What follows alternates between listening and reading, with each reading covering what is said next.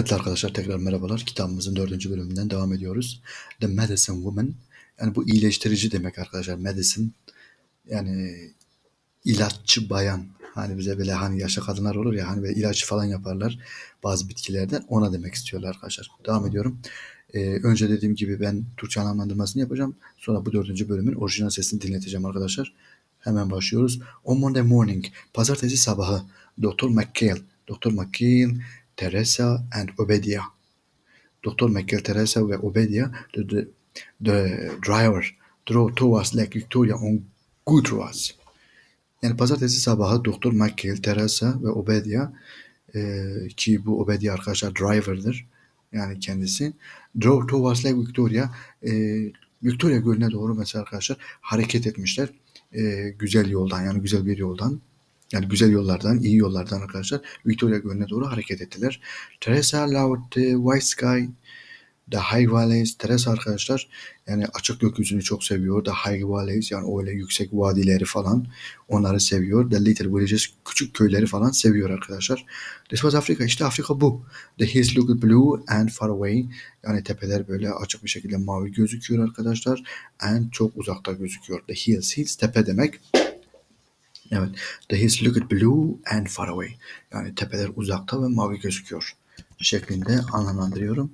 Ve diğer sayfaya geçiyorum. Evet, durduruyorum şurayı. The country was clean and beautiful. Yani ülke yeşil ve çok güzel. Yeşil ve güzel. Brightly colored birds, yani parlak renkli kuşlar, flew everywhere. Her yerde uçuşuyorlar. Women were walking along the road. Yani yol boyunca arkadaşlar kadınlar yürüyorlar. Yani hani demek ki çalışan kadınlar falan var. Yol boyunca hep bunları görüyorlar. They were carrying heavy bundles of wood. Yani sırtlarında ağır böyle odunlardan meydana gelmiş böyle e,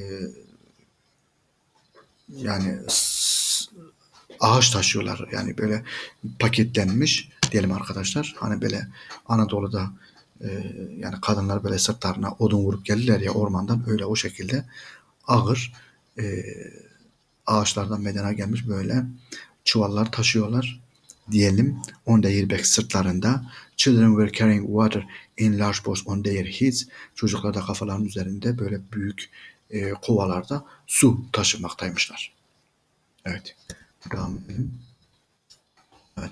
Why aren't the children in school? Teresa want to know. Bu arada Teresa arkadaşlar, bu sırada Teresa yani çocukların neden okulda olmadığını, why aren't the children in school, çocuklar neden okulda değildir diye sorarak öğrenmek istiyor. They must help their families, say the doctor. Bu arada doktor da buna karşılık olarak ailelerine yardım etmek zorundalar diyor. And where are the men? Peki erkekler nerede? They are talking with their friends, said Obadiah. Yani Obadiah da arkadaşlar biliyorsunuz ki şoför. Onlar da arkadaşları arasında konuşuyorlar. Yani arkadaşlarıyla konuşuyorlar erkekler. In Africa the women do the work. Afrika'da işi bayanlar yapar diyor. That's terrible, say Teresa. Teresa da buna karşılık bu çok kötü diyor. Doktor Michael laughed. Bu arada Doktor Michael gülümsedi. Why did he laugh? Neden gülümsedi o? Tok Teresa Anglia. Teresa kızgın bir şekilde doktorun neden gülümsediğini diye kendi kendine sordu. It wasn't funny. Yani bu gülünç değil dedi. About 5 o'clock they arrived in the Nandi area. Yani saat 5'e doğru arkadaşlar bunda Nandi dilinin konuştuğu, yani Nandilerin yaşadığı alana vardılar. They stopped near a village, yani bir köyün yanında durdular. Doktor McGill walked down to a small lake. Doktor McGill arkadaşlar yani böyle küçük bir göle doğru yürüdü. Aşağıda bir demek ki bir küçük göl varmış, su birikintisi varmış. Ona doğru yürüdü. And sat down on a rock, ve bir taşın üzerinde oturdu. He watched the birds. Kuşları izledi. Teresa helped Obadiah. Teresa Obadiah'a yardım etti. They put up the tents and cooked some food. Yani bunlar arkadaşlar çadırı indirdiler, kurdular ve biraz yemek pişirdiler. Teresa was feeling very tired and hungry. Teresa bu arada arkadaşlar kendisini oldukça yorgun ve aç hissediyor. She was also angry with the doctor. Aynı zamanda doktora da kızmış. Why doesn't he help us? O neden bize yardım etmiyor diye soruyor, diye düşünüyor arkadaşlar. I don't like him. Onu sevmiyorum. He doesn't want to help anybody. Kimseye yardım etmek istemiyor diye söylüyor. Just'tan o sırada arkadaşlar Teresa saw line of people. Teresa böyle bir sıra halinde yürüyen insanları görüyor. They were walking towards the village. Yani onlar köye doğru yürüyorlarmış. There were five women. Yani onlar 5 tane kadından oluşuyor. And in front of she could see a little boy. Ve onların önünde de mesela küçük bir çocuk varmış. He was holding the stick of the first woman. Yani o da o sıranın önünde bulunan ilk kadının mesela çubuğunu tutmaktaymış arkadaşlar. Yani bastonunu tutmaktaymış.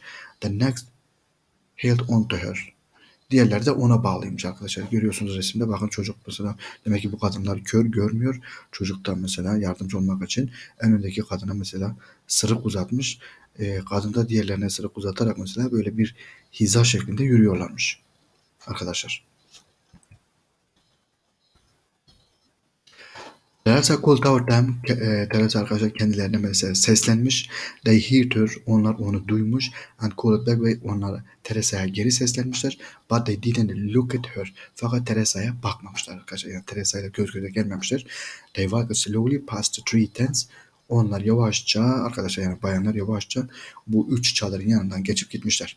Teresa could see their eyes. Bu arada Teresa arkadaşlar bu bayanların gözlerini görebilmiş. All the women were blind. Yani bütün kadınların gözü yani bütün kadınların hepsinin kör olduğunu görmüş arkadaşlar. Demek ki kadınlar hastalıktan dolayı gözlerini açamıyorlarmış. Teresa felt very sad. Bu arada Teresa çok üzgün olmuş arkadaşlar. I will do anything to help these people. She talked. Yani kendisi yani bu kadınlara yardım yani her ne yardım olacaksa yapabilirim. Yani her şey yani yardım amacıyla her şey yapabilirim diyor kendi kendine. I will do anything. Yani ben her şeyi yapabilirim to help these people yani bu insanlara yardım etmek için diye. Evet.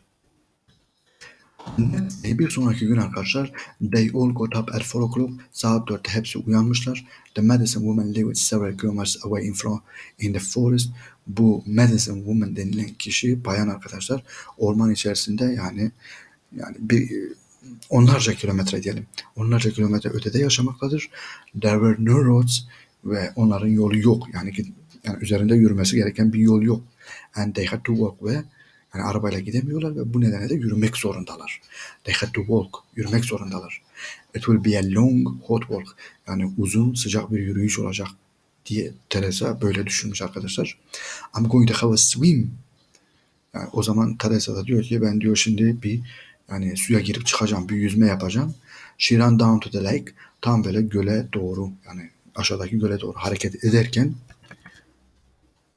koşmuş. Stop, shouted Doktor McCall. Bu arada Doktor McCall dur diye bağırmış. Don't touch the water. Suya dokunma. What is now? It's always don't do this.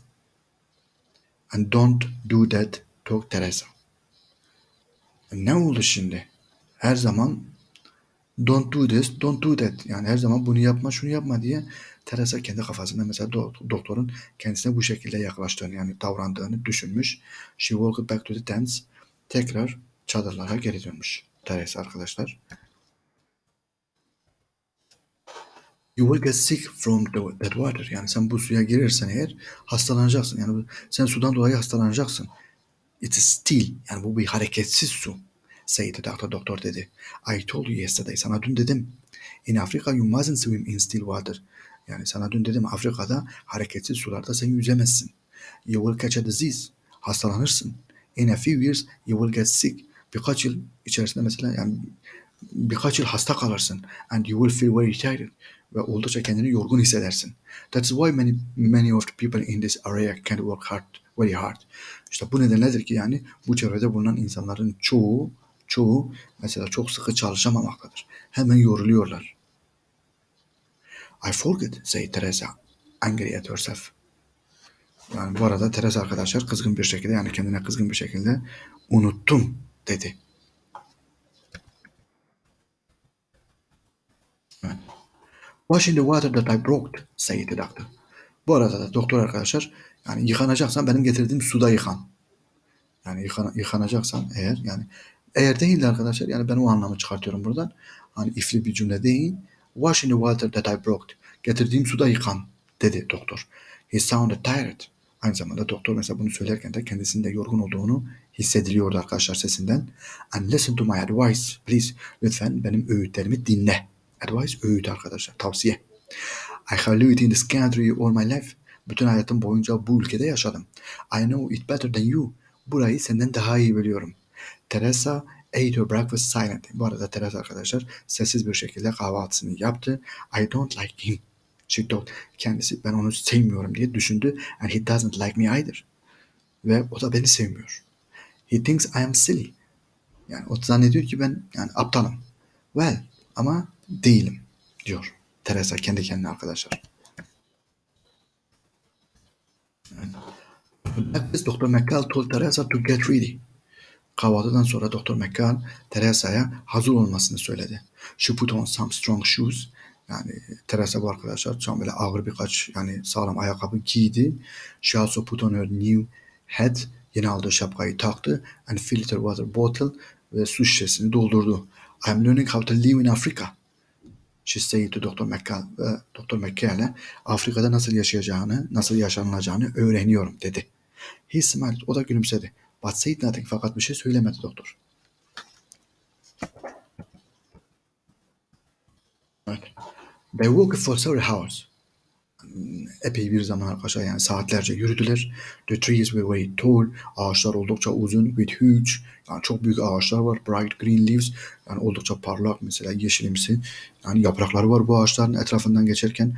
Teresa couldn't see the sky. Yani Teresa o kadar ağaçlık ormandan geçiyorlar ki arkadaşlar couldn't see the sky yani gökyüzünü göremedi. Birds screamed high about them. Yani kuşlar mesela yani üzerlerinde böyle çığlık atarcasına arkadaşlar ötmüşler. It was very hot. Oldukça sıcak. And the air was still. Havada böyle nemli, hareketsiz. Ağır bir hava var arkadaşlar. Yani esmiyor.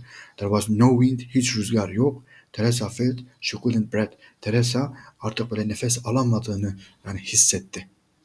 Şeklinde arkadaşlar.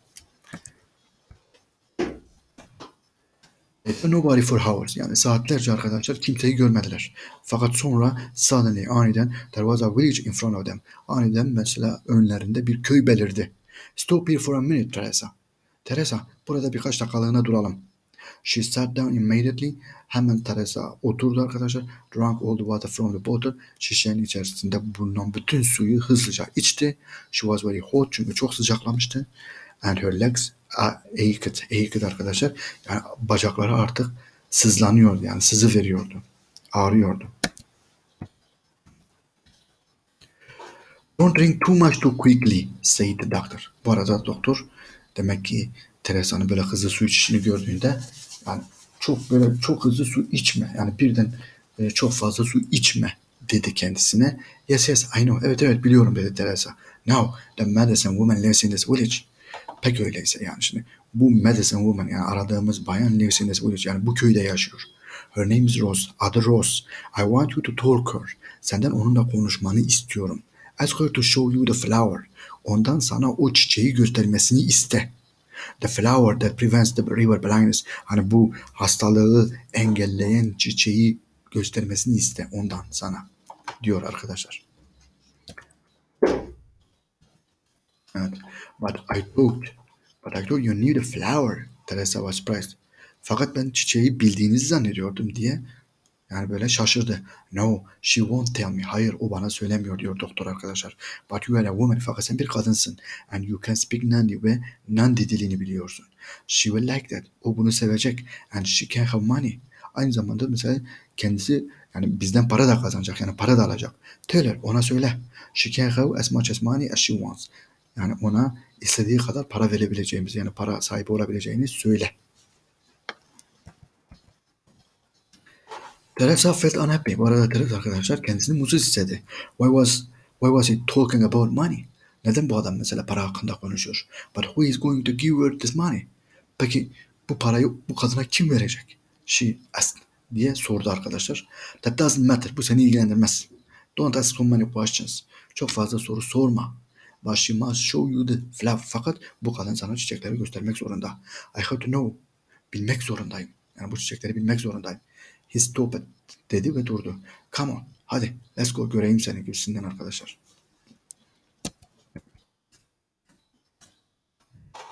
Teresa didn't like this. Teresa arkadaşlar bu durumdan hoşlanmadı. It didn't feel right. Yani kendini mesela emin hissetmedi. Yani içerisine sinmedi. What money was he talking about? Hangi para hakkında bu konuşuyor? Yani hangi paradan bu adam konuşuyor? She want to ask him about Village International and FDI. Yani Teresa arkadaşlar ona bu Village International Yardım Derneği'ni sormak istiyor. FDI şirketini sormak istiyor. Yani doktora, but she was afraid, fakat doktordan korkuyor. Yani korkuyor daha doğrusu. He was beginning to look angry. Yani artık kendisi de kızmıştı. Yani kızgın görünmeye başlamıştı. Değerli arkadaşlar, devam ediyoruz. Where is Rose? Said the doctor. İşte Rose orada. And point to an old woman standing by the door of a hut. Yani bir kulübenin kapısının önünde duran kadını işaret ederek işte Rose dedi. Come on, hadi. Don't talk to those children. Don't talk to those children. Yani bu çocuklarla konuşma. We have to work. Çalışmak zorundayız. Teresa walked over to Rose. Teresa Rose'a doğru yürüdü. And spoke to her in Nandi. Ve ona Nandi dilinde konuştu. Chamgay Rose. Chamgay Rose diye söylendi. Yani o dilde söyledi arkadaşlar. The old woman looked surprised. Yaşlı kadın mesela şaşırmıştı. Then pleased. Sonra mesela yani memnun olmuştu. Missing she replied. Yani bu Teresa'da arkadaşlar. Yani bu Nandi dilini özlemişti konuşmayı. Missing diye söylüyor. She began to ask Teresa questions. Evet. She began to ask Teresa questions. Yani Teresa'ya sorular sormaya başladı. Yani Rosa, she began to ask Teresa questions. Yani Rosa denilen bayan, Teresa denilen bayan arkadaşlar sorular sormaya başladı. And soon they were talking quickly. Ve hemen sonra yani belli bir kısa süre sonra bunlar hızlı bir şekilde yani konuşmaları daha akıcı hale geldi arkadaşlar. Teresa told her she was from England. Teresa ona İngiltere'den olduğunu yani İngiltere'den geldiğini söyledi. And Rose's old face smiled. Bu arada Rose'un yaşlı yüzü gülümsedi. Good good she said. İyi iyi dedi. What are you talking about? Doktor Michael asked. Bu arada Doktor Michael arkadaşlar yani ne hakkında konuşuyorsunuz diye sordu. I'm asking her about her family and telling her about mine. Ben ona ailesi hakkında konuşuyorum ve kendi ailem hakkında ona bahsediyorum dedi Rod Teresa arkadaşlar. Well, hurry up. We haven't got all day. Lütfen diyor yani. Öyleyse acele et. Bütün gün burada olamayız. Yani burada bekleyemeyiz dedi. Teresa told Rose that she was very sad because there were so many blind people in Kenya. Teresa Rose'a arkadaşlar yani Kenya'da çok fazla mesela kör insanın yani ama insanın yani bu hastalıktan dolayı mesela kör olmuş insanın sayısının fazla olduğunu gördüğünden dolayı hani üzgün olduğunu söyledi. Teresa told Rose that she was very sad. Yani çok üzgün olduğunu söyledi. Çünkü there were so many blind people in Kenya. Yani Kenya'da çok fazla kör insan var. Yani Kenya'da çok fazla kör insan olduğu için ona üzgün olduğunu söyledi.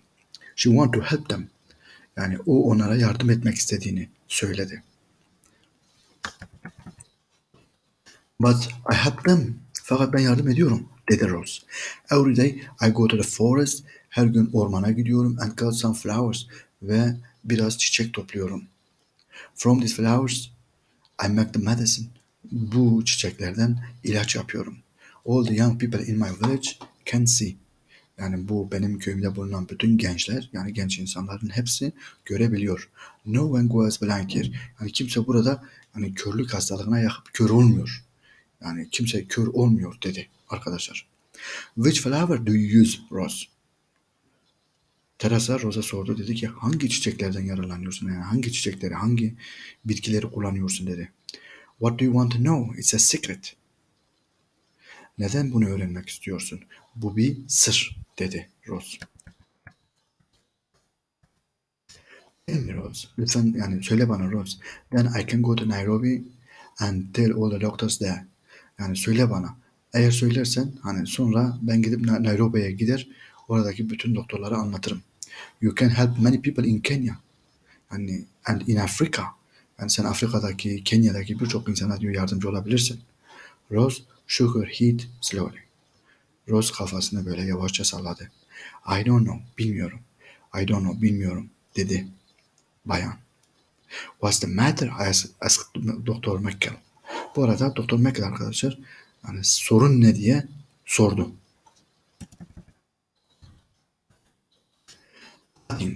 Şöyle yani bir şey yok. She is thinking. Düşünüyor dedi Teresa.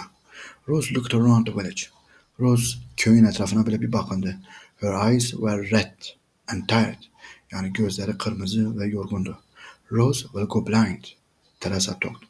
Teresa Rose'un da mesela kör olacağını düşündü. Yes, I will go blind soon, said the old woman. Kadın da mesela hemen evet ben de kör olacağım dedi. Teresa looked at her sadly. Teresa ona böyle üzgün üzgün baktı. Rose, will you tell me the secret? Rose bana bu sırrını söyleyebilir misin? Yani sırrı söyleyebilir misin? Tell me about the flower you use. Kullandığın bitkileri bana söyleyebilir misin? Then the doctors can make the medicine from the flowers. Yani söylersen doktorlar da diyor bu çiçeklerden, bitkilerden diyor ilacı yapabilir. They can help many people in Kenya, in all Africa.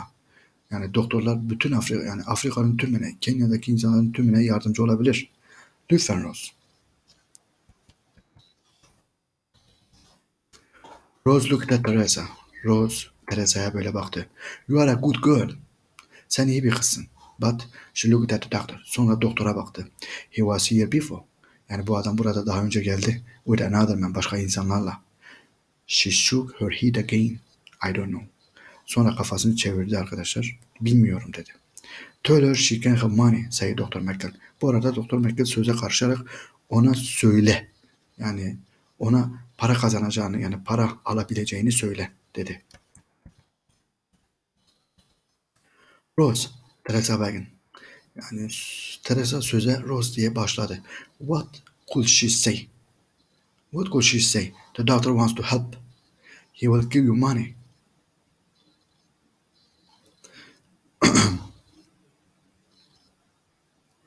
Bu arada arkadaşlar Rose dedi Teresa. The doctor wants to help. Doktor sana yardımcı olmak istiyor. He will give you money. Doktor sana para verecek dedi. No, I don't want money. Hayır ben para istemiyorum. I will not tell him. Ona söylemeyeceğim. I don't trust him. Ona güvenmiyorum. I will tell you. Sana söyleyeceğim. Only you. Sadece sana.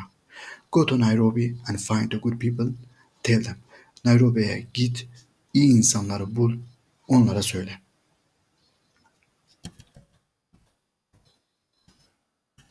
Evet. But Teresa was worried. Fakat Teresa yani endişelendi. What will he do to me? She thought. Yani eğer öyleyse yani bu doktor bana ne yapacak? Yani bana ne yapabilir diye düşündü arkadaşlar. Yani endişelendi. What will he do to me? Peki yani bu doktor bana ne yapar diye düşündü. I will tell you or nobody. Sadece sana söylerim. Yani onun dışında kimseye söylemem. Teresa turned to Doktor McHale. Bu arada Teresa arkadaşlar Doktor McHale'e döndü. She looked down at her hands. Sonra yani dönüp aşağıya doğru ellerine baktı. Well, he asked. Doktor dedi ki ne oldu? Yani well, ne oldu? She will tell me. Yani dedi ki bu Rose denilen bayan bana söyleyecek. But she won't tell you. Fakat sana söylemeyecek. She doesn't. I must tell the doctors when I get Nairobi. Yani o benden hani benim diyor Nairobi'ye gidip doktorlara anlatmamı istiyor. Doktor McCall's face was red. Bu arada Doktor McCall'sin yüzü kıpkırmızı oldu. What? Ne? Ne? He shouted diye bağırdı. I'm sorry. That's what she said. Üzgünüm. Yani söylediği şey bu. You are lying, Doktor McKay said angry. Doktor McKay yani kızgın bir şekilde sen yalan söylüyorsun dedi. You don't really want to help these people.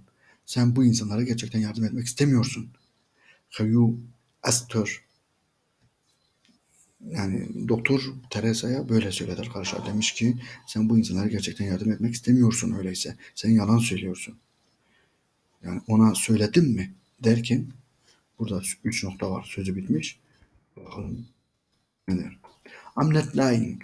Teresa shouted. Bu arada Teresa arkadaşlar doktora karşı bağırarak söyledi. Dedi ki I'm not lying. Hayır ben yalan söylemiyorum. And I do want to help them. Ve gerçekten onlara yardım etmek istiyorum. Rose came and stood beside Teresa. Bu arada Rose arkadaşlar Yani Teresa'nın yanına geldi ve onun yanında durdu. She spoke quietly to her. Ona böyle sessizce yani konuştu, fısıldayarak konuştu. He must go away now. Yani bu doktor gitmeli buradan şu anda. You can stay here for a few hours. Sen burada birkaç saat daha kal.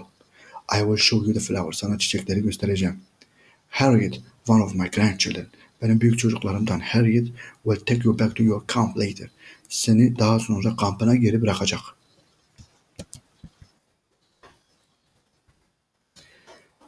Teresa turned to Dr. McCain. Teresa, yani Dr. McCain'e dönerek she wants you to go back to the camp, Dr. McCain. Yani Rose sizden kampa dönmenizi istiyor Dr. McCain. Peki ya sen? What are you going to do? Peki sen ne yapacaksın burada? Rose wants me to stay here for a few hours. Rose benim burada birkaç saat kalmamı istiyor. I will come back later with your granddaughter. Özür dilerim. Arkadaşlar granddaughter yani büyük kızı. Ben büyük çocuğu dedim de. Yani o benden burada birkaç saat kalmamı istiyor. I will come back later with your granddaughter. Ben onun büyük kızıyla yani döneceğim tekrar kampa dedi. Okay, okay. You talk to Rose. Sen Rose'a konuş. I will wait for you at the camp. Ben seni diyor kampta bekleyeceğim. The doctor walked away into the forest. Sonra doktor arkadaşlar uzaklaşarak ormana gitti. Now let's go and see the flowers, said Rose. Hadi öyleyse gidelim çiçekleri görelim. Yani bu ilaç yaptığım çiçekleri görelim dedi Rose. Arkadaşlar 5. bölüme geçtim. Biraz uzun oldu. Sıkıntı yok. Tekrar sesi dinletmeye çalışacağım arkadaşlar. 4. bölümdeyim. Hemen geldim. Evet. Yani bir 15 dakikalık bir ses var görüyorsunuz. Olsun dinleyelim arkadaşlar. Towards Lake Victoria on good roads. Az geri geldim.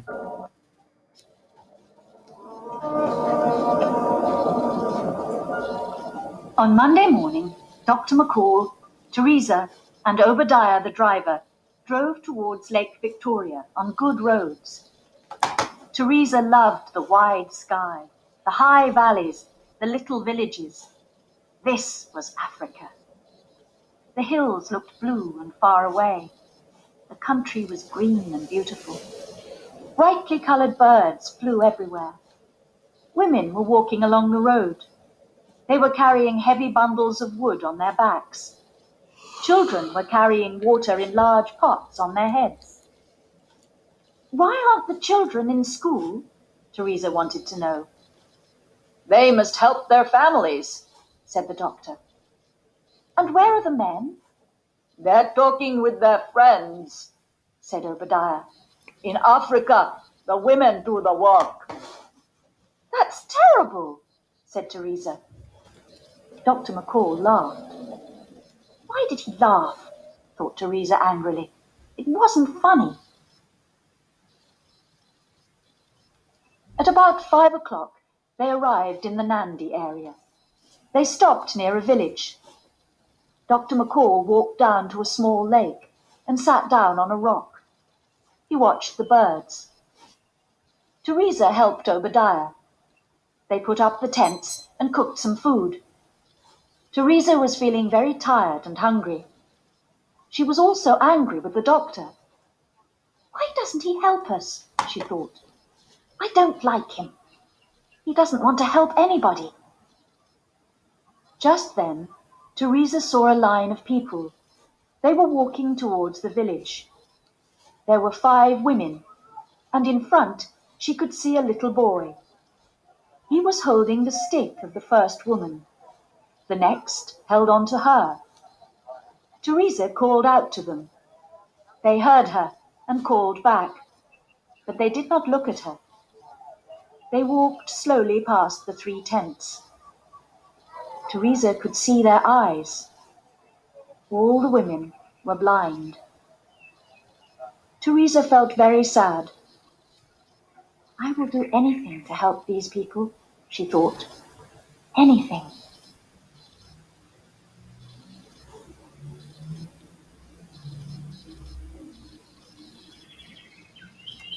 The next day, they all got up at 4 o'clock.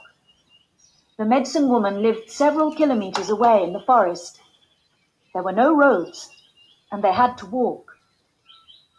It'll be a long, hot walk, thought Teresa. I'm going to have a swim. She ran down to the lake. Stop, shouted Dr. McCall. Don't touch the water. What is it now? It's always don't do this and don't do that, thought Teresa. She walked back to the tents. You'll get sick from that water. It's still, said the doctor. I told you yesterday. In Africa, you mustn't swim in still water. You'll catch a disease. In a few years, you'll get sick and you'll feel very tired. That's why many of the people in this area can't work very hard. I forgot, said Teresa, angry at herself. Wash in the water that I brought, said the doctor. He sounded tired. And listen to my advice, please. I've lived in this country all my life. I know it better than you. Teresa ate her breakfast silently. I don't like him, she thought. He doesn't like me either. He thinks I'm silly. Well, I'm not.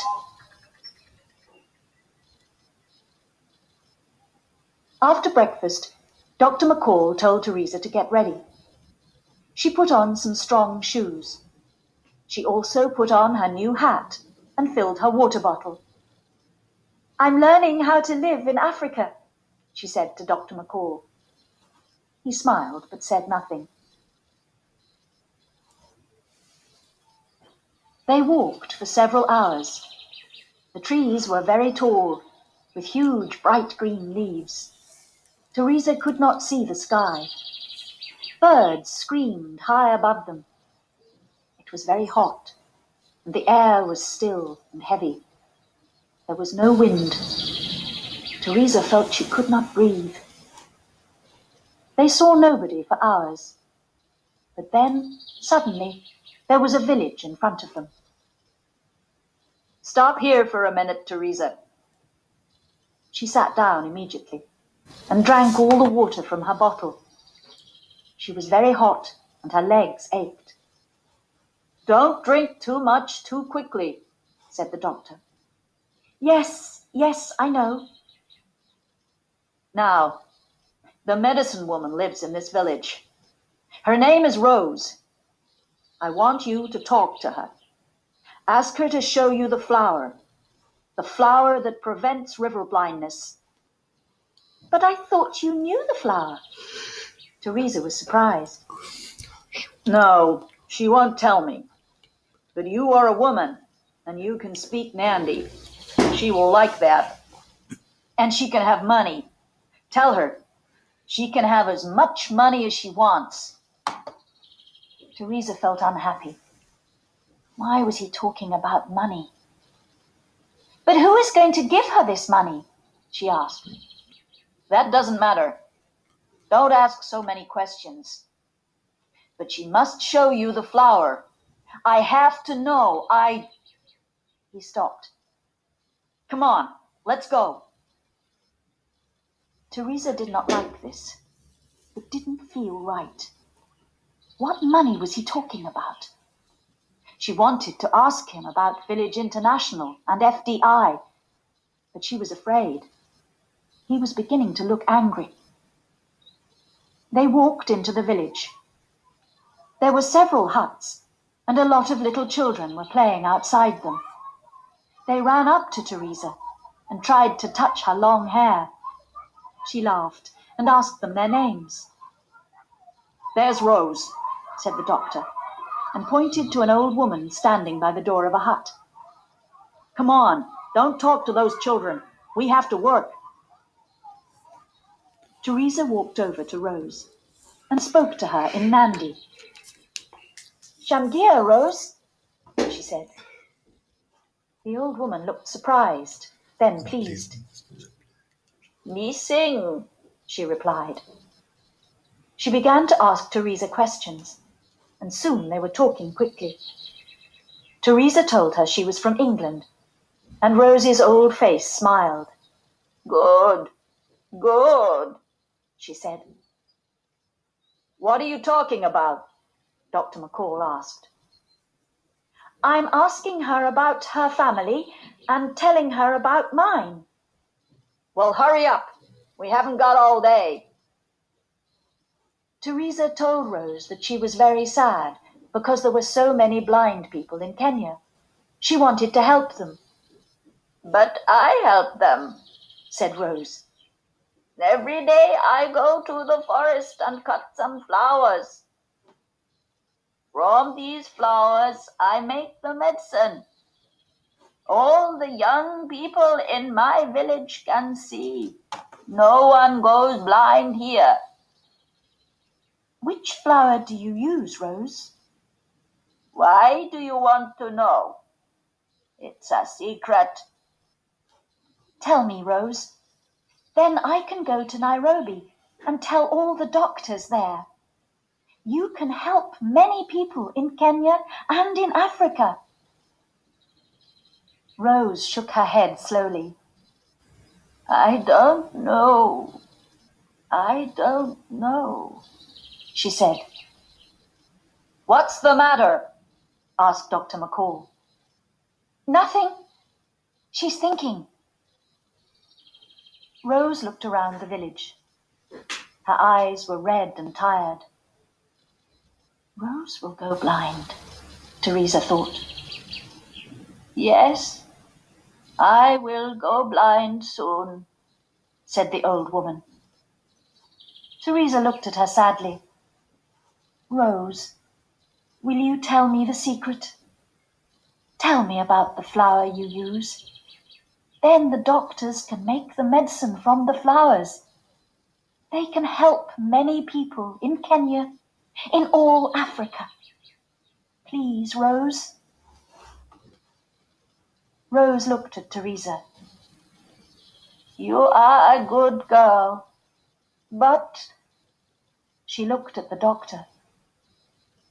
He was here before, with another man. She shook her head again. I don't know. Tell her she can have money, said Dr. McCall. Rose, Teresa began. What could she say? The doctor wants to help. He will give you money. No, I don't want money. I will not tell him. I do not trust him. I will tell you. Only you.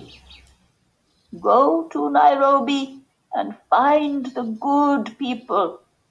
Tell them. But Teresa was worried. What will he do to me? She thought. I will tell you or nobody. Teresa turned to Dr. McCall. She looked down at her hands. Well? He asked. She will tell me, but she won't tell you. She doesn't... I must tell the doctors when I get to Nairobi. Dr. McCall's face was red. What? What? He shouted. I'm sorry. That's what she said. You're lying, Dr. McCall said angrily. You don't really want to help these people? Have you asked her? I'm not lying, Teresa shouted. And I do want to help them. Rose came and stood beside Teresa. She spoke quietly to her. He must go away now. You can stay here for a few hours. I will show you the flower. Harriet, one of my grandchildren, will take you back to your camp later. Teresa turned to Dr. McCall. She wants you to go back to the camp, Dr. McCall. And you? What are you going to do? Rose wants me to stay here for a few hours. I'll come back later with her granddaughter. Okay. You talk to Rose. I'll wait for you at the camp. The doctor walked away into the forest. Now, let's go and see the flowers, said Rose.